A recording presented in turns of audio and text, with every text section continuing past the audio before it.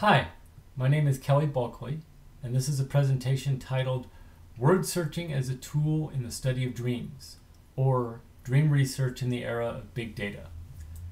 I'll be giving this same talk at the annual conference of the International Association for the Study of Dreams, to be held in Berkeley, California later this week. My presentation will be part of a panel session titled What's New in the Scientific Study of Dreams on Saturday, June 23rd. Well, the history of science shows that when new tools of research are invented, big new bursts of knowledge often follow.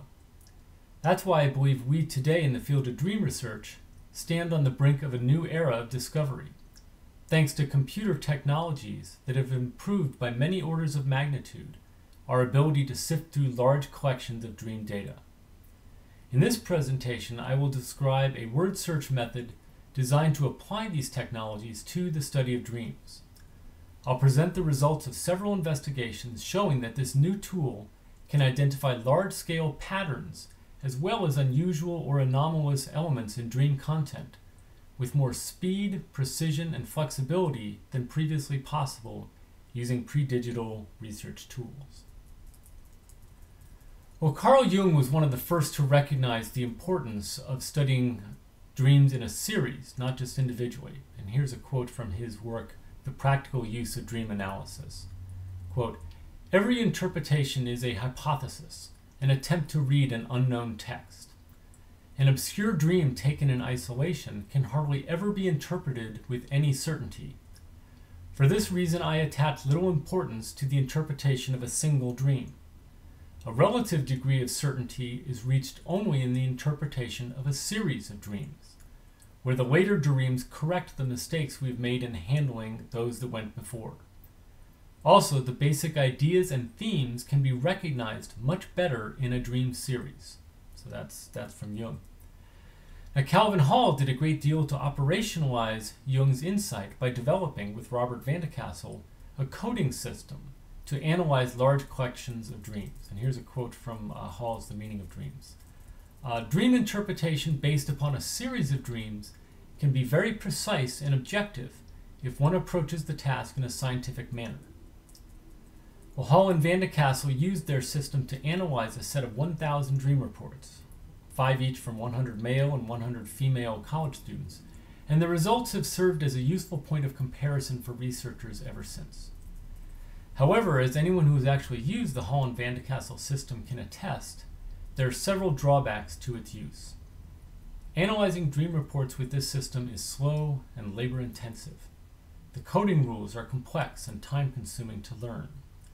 Inter-coder reliability is a constant challenge. It's hard to replicate another person's analysis or to make the codings accessible to other researchers. These drawbacks have not stopped researchers from making progress using the Hall and Van de Castle system, but it's been very slow going.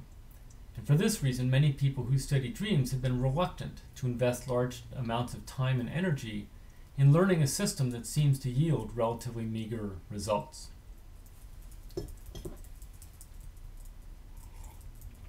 Well, this isn't the time for me to explain how someone trained in postmodern religious studies, like myself, has become so interested in content analysis and word search technologies. Suffice it to say that I approach the study of dreams with different questions than many other investigators are asking. I didn't think the Hall and Van de Castle system had much to offer in helping me answer the kinds of questions I'm interested in.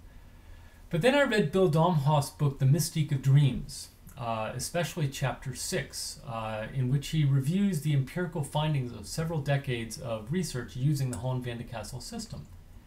And this review helped me see that the coding system could be used independently of Calvin Hall's assumptions about human nature, which I found objectionable. And so at this point I found myself wondering, well, what if the Hall and Van de Castle system were used to study a wider range of questions than those asked by experimental psychologists? For example, questions about religion, politics, and culture. What I started doing before I knew the proper term for it was hacking the Hall and Van de Castle system. Hacking in the sense of using a tool for a purpose other than the one for which it was originally designed. tinkering with it, modifying it, testing its strengths and weaknesses. After performing several studies, I reached the point where I could answer yes, the Holland-Van de Castle system can be used to identify meaningful connections between dream content and people's religious, political, and cultural concerns in waking life. Well, by now, I had used the system enough to be familiar with its well-known drawbacks and limitations. And I realized that to improve the usefulness of the system for my own research purposes, a number of general improvements to the system as a whole were necessary.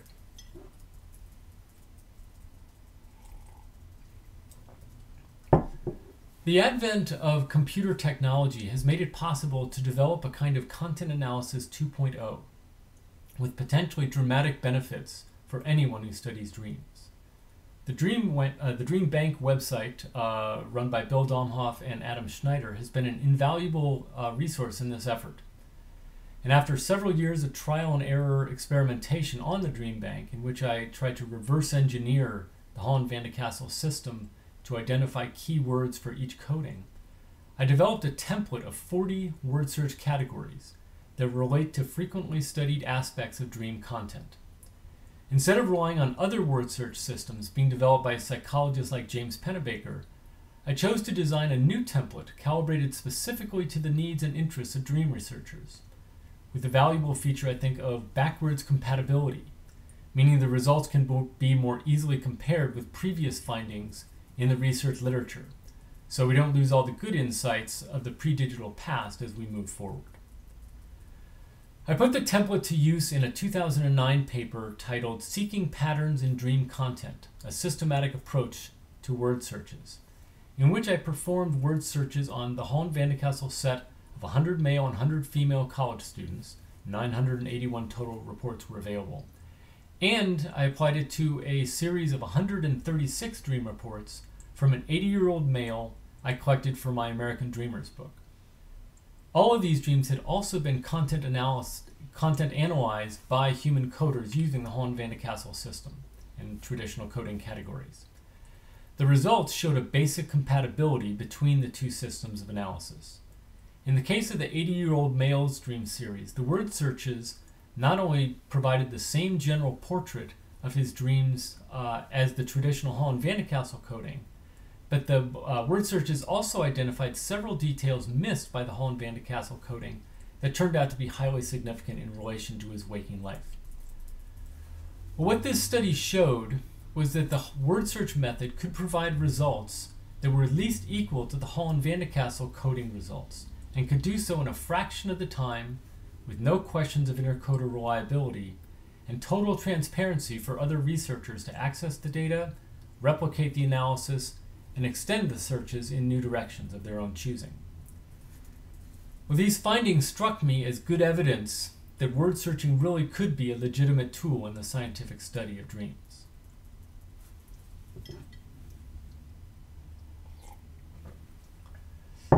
From Calvin Hall's work forward, a guiding principle in content analysis has been the continuity hypothesis. Frequencies of dream content accurately reflect the waking life concerns of the dreamer. Not all of dream content is continuous with waking life, but much of it is. And the more we understand these continuities, the better we will understand the nature and functions of dreaming in general. Well, having developed the word search method to this point, I wondered if I could put the continuity hypothesis to a radical test, which I call blind analysis. A blind analysis involves an exclusive focus on word search frequencies, bracketing out the narrative reports and the personal details of the dreamer's life, and making inferences based solely on statistical patterns in word usage, not reading the dreams at all, and basing one's analysis strictly on the numerical findings.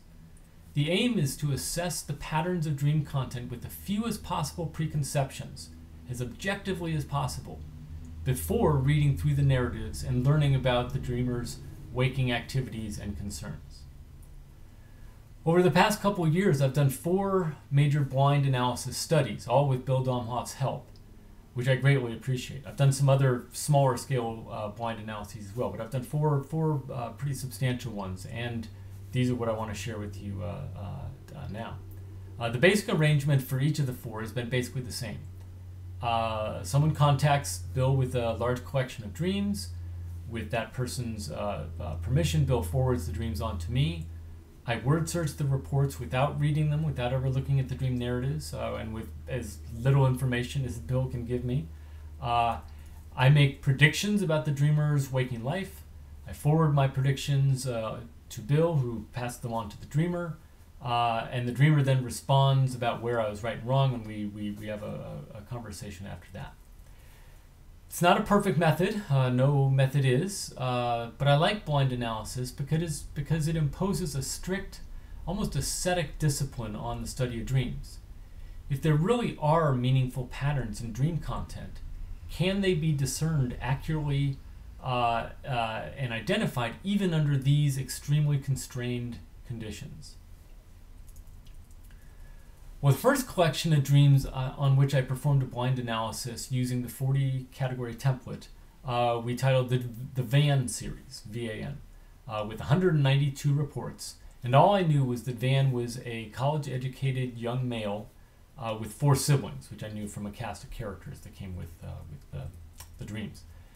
I compared the frequencies of word usage in Van's dreams with the Holland Van de Castle male dreams, looking for both similarities and differences. I made 14 inferences about Van's waking life, 12 of which he confirmed as correct.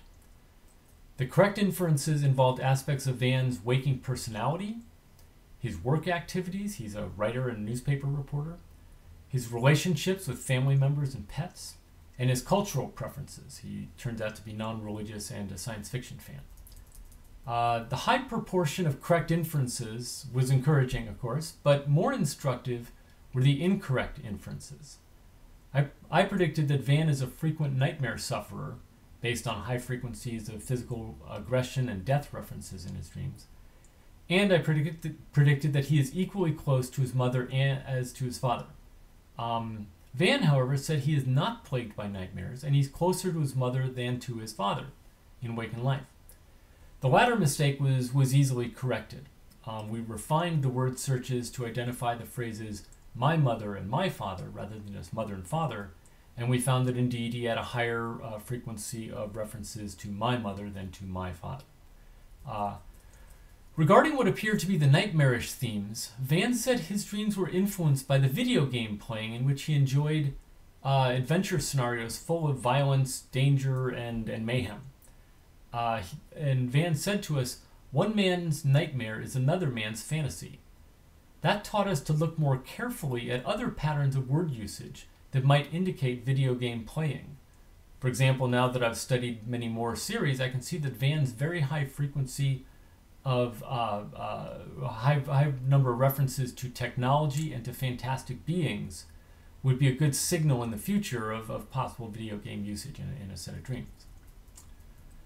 Well, the next collection of dreams we studied came in 2 batches of 183 dreams and 40 dreams from what I was told were 2 periods of time in the life of a young female with the pseudonym B-E-A. Using the same basic procedure as with the Van series, I formulated 15 inferences about B's waking life, 11 of which she confirmed as correct. The correct inferences involved aspects of her waking life activities. She's a student, first in high school and then in college, and an athlete. Her relationships with her family and boyfriend, her religious views, and her emotional state during the 2 periods of time. My inference was that my major inference was that between the first and second periods of time, sets of dreams, something happened to make her feel worse. More fear, anger, and sadness references in the second set, and less happiness than in the first set. And B replied that she suffered terrible homesickness at the beginning of college and sought help from a campus counselor. And her dreams accurately reflected those distressed feelings. Well, as with Van, we learned as much from the incorrect inferences as from the correct ones.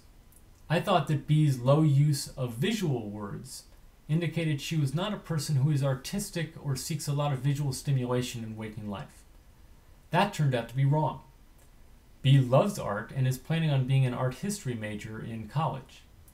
She said I may have been misled by the way she describes her dreams, which she says are vividly colorful but so detailed that she could never take the time to write them out fully. This is a necessary reminder that the dreamer's reporting style is always going to influence the frequency of word usage to some degree, perhaps especially with perception words. Our study of the B series also helped clarify an important yet frequently misunderstood point about the continuity hypothesis. The strongest continuities between dreaming and waking relate to the emotional concerns of the individual, not just their external behaviors. B had a lot of nightmares, which seemed odd to her since her waking life was actually, in her words, protected, safe, and really wonderful. And yet she had lots and lots of nightmares. So as we looked more carefully at the patterns in her dreams and talked to her about her waking life, it became clear that B has vivid nightmares because she has a vivid imagination.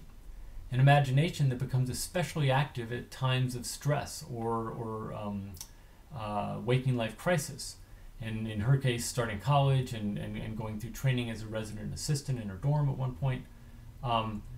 Many of B's dreams do not reflect actual waking experiences, but they do accurately reflect the dire possibilities and worst-case scenarios that troubled her imagination in waking life. B's nightmares mirror her worries about things that might happen, not necessarily anything that actually did happen.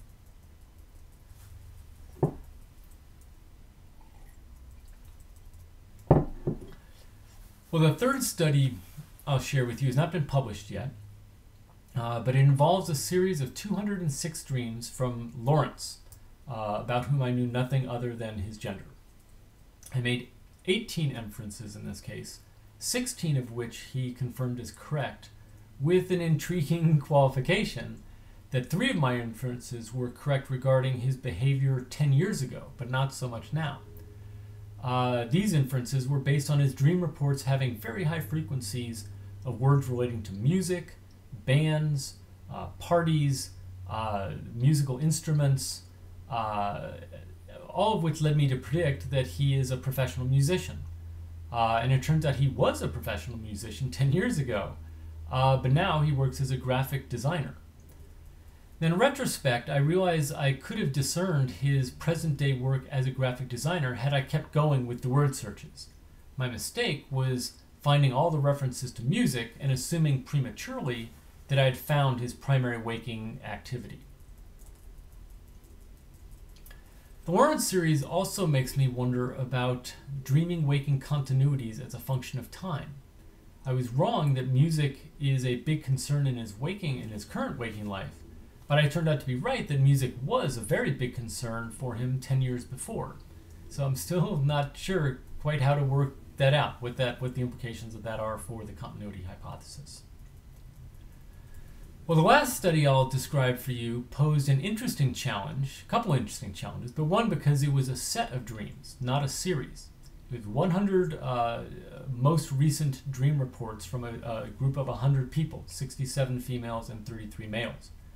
I had only tried blind analysis on dream series from individuals so far, and so here's an opportunity to see if I could identify the distinctive characteristics of a group of people based upon their patterns of usage in a set of their dreams. The dreams were provided to Bill by Sandor Yordachi, I think I'm pronouncing it right, a researcher in New Zealand, and I'm grateful to him for doing that, as to all the dreamers who shared their dreams with us. I performed the same basic procedure with an extra level of scrutiny this time because I became worried that one of my personal research interests, namely end-of-life dreams, dreams right before the advent of death, that research interest was overly influencing my analysis. When I looked at the statistical frequencies of these dreams, that's what kept coming to mind, and I had to make sure to consider all possibilities before formulating an interpretation. Eventually, I sent Bill my primary inferences, which were that these people were older, disengaged from the social world, and concerned with death.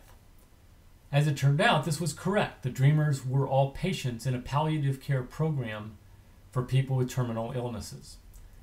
Now, I didn't want to risk making so specific an inference, but trust me, that's exactly what I was thinking about as I was going through the findings of the word searches. And if I made a mistake in this study, it was not having the courage of my convictions, especially with regards to the metaphorical aspects of dreams. One of my inferences pointed to their high usage of transportation words, which was all the more unusual given how low their frequencies were on so many other of the categories. They had a lot of references to transportation in their dreams. Well, a few years ago, my mother and I co-wrote a book on the pre-death dreams of people with terminal illnesses. And one of the chapters was about transportation as a metaphor of death, moving from this life to something or someplace or somewhere beyond. I noticed the high transportation frequency in this set of dreams, and I couldn't help thinking that it was connected with the other data pointing at end-of-life patients. But I had not yet made, in any of my blind analyses, an inference based on a metaphorical continuity between dreaming and waking. I've been intentionally focusing on literal continuities to keep the early development of the method as simple and straightforward as possible. Yet after this study, I realized I had a good piece of evidence, more trustworthy, I think, because I wasn't even looking for it, that word searches can help us identify continuities at metaphorical as well as literal levels of meaning. Well, those are the studies we've done so far, and more are in the works, but I'll stop here and offer some concluding thoughts.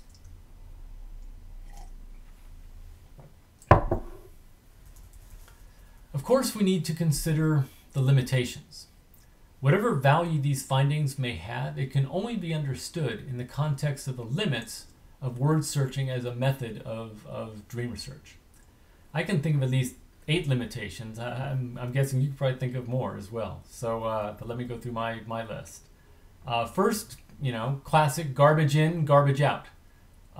For this method to work, we need clean, quote-unquote, dream reports with as few typos, extraneous comments, associations, etc. as we can have from quality sources. That's very important, I think, if this method's to work. 2, variations in reporting style. As we found with B, we have to account for the fact that people describe their dreams in varying degrees of detail, depending on the communicative context, the type of dream being described, and many other factors. 3rd, word length. Very long or very short dream reports can skew word usage frequencies. And we just don't know yet which aspects of word usage are more or less sensitive to variations in the word length of given dream reports. 4th, how big does your N have to be? Bill Domhoff has said for traditional Hall and Van de Castle content analysis, 100 to 125 dreams is a good sort of floor, kind of a minimum. Maybe that's true for word searches. We don't know yet. That's a limitation. We don't know what how big the number has to be for the results to be reliable and trustworthy and consistent. 5th limitation, limits to my 40-word template, my 40-category template. This framework is merely a first effort and still needs refinement, testing, correction, and extension. So lots of work to be done on that front for sure. 6th limitation, false negatives. Any word search runs the risk of failing to capture words that relate to the target concept, thereby underestimating that concept's frequency in the dreams. 7th, false positives. The opposite risk is capturing words that do not relate to the target concept, thereby overestimating its frequency. In general applications of word search technology, false positives are a big problem, getting things that you don't want to get. But I don't think it's such a big problem for dream research, because when we get things that aren't part of the target concept, there may be metaphorical connections, wordplay, puns. So the lines between metaphorical and literal meanings in dreams are not necessarily as sharp as they are in waking, and so this isn't such a big problem, I don't think. But it is a problem in general. 8th and finally on my list of limitations, word searches are shallow, lacking personal input or life context. This method seems to only skim the surface and merely tell us what's obvious. And in response to this last limitation, I simply say, Yes. Yeah, that's exactly the point. Word searches yield results that are shallow, superficial, and obvious. Those are precisely the aspects of dream meaning we want machines to be able to identify for us. Why waste valuable human brain cells on a level of analysis that well-programmed computers can perform automatically, and indeed more reliably and more reliably and efficiently than people can? The whole point of word search technology, in my view, is to liberate dream researchers and their graduate students to focus their creative intelligence on those aspects of dreaming that machines cannot yet reach. Deeper levels of psychological structure, personal meaning, and cultural significance that we can explore even more fruitfully once we have a quick and thorough foundation of understanding based on the empirical patterns identified by word searches. I don't see this method as replacing the human analysis of dreams, but rather as enhancing the human interpretation of dreams, enabling our minds to do what they do best. Perhaps the greatest virtue of word searching is its scalability. The more data we analyze this way, the smarter we can design the system, and the more useful it can be for researchers who agree with Hall and Jung about the scientific value of systematically studying large collections of dream reports. Thank you.